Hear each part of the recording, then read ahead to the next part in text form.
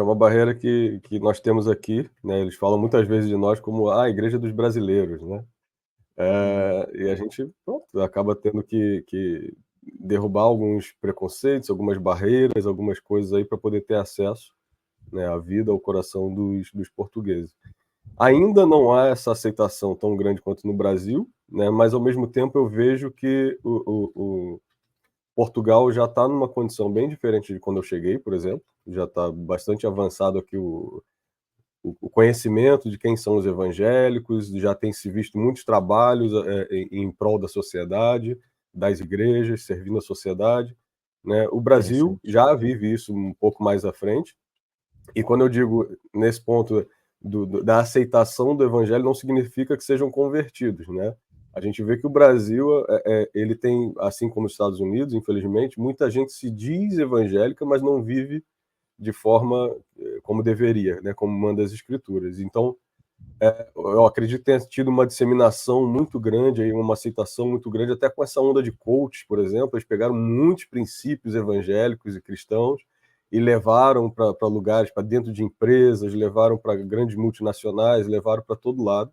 Então já há um contato, né, há uma aceitação, mas não significa que a nação tenha sido convertida, tenha sido transformada e curada e liberta, etc.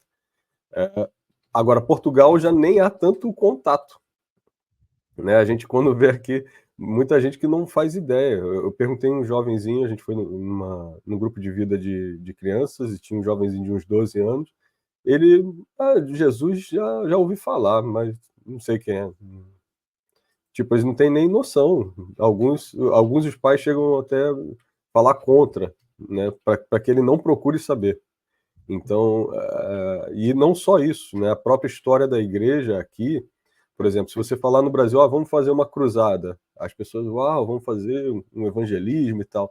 Se você falar na Europa: "Vamos fazer uma cruzada", eles vão te chamar de terrorista, assassino, de louco, de qualquer coisa. Então, o É contexto verdade. daqui, com a história da igreja é bem diferente, né. E como o Estado português é muito vinculado ainda ao catolicismo, então a cultura, no geral, é católica, ainda há uma certa repulsa com relação ao protestantismo, né, porque houve, óbvio, como o Emanuel disse, aquela perseguição ali contra os protestantes, contra a igreja evangélica, né, olha, não ouçam eles, olha, eles são loucos, eles são, que dividiram a igreja, ou eles aí começaram a fazer a cabeça, e de gerações eles já não sabem nem o porquê, mas ainda mantém-se esse distanciamento, né. Mas para a honra e glória do Senhor, a gente já tem visto sendo quebrado, né, de alguma forma, os irmãos aí já têm parado para escutar mais a gente, né, os portugueses têm parado mais para escutar a gente, e glória a Deus por isso. É verdade. Bem dito aí, Rafael. Nesses últimos anos, 5 anos, 10 anos máximo, a gente tem visto um aumento maior, principalmente nas grandes capitais de Portugal, né, Setúbal, Porto, Coimbra, Lisboa. Então essa sociedade, essas cidades têm reconhecido mais quem são os evangélicos, mas ainda falta muito para nós protestantes, sermos mais conhecidos, entenderem quem somos nós, principalmente nessas centenas de cidades, pequenas, essas aldeias espalhadas por Portugal.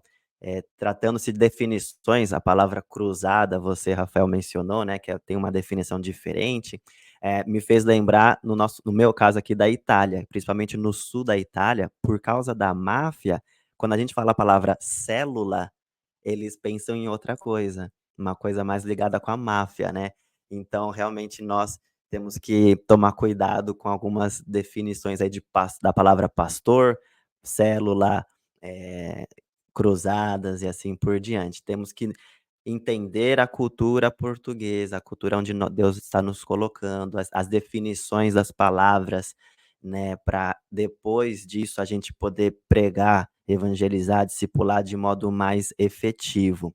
Isso é uma coisa Rapaz, importante para a gente levar em consideração.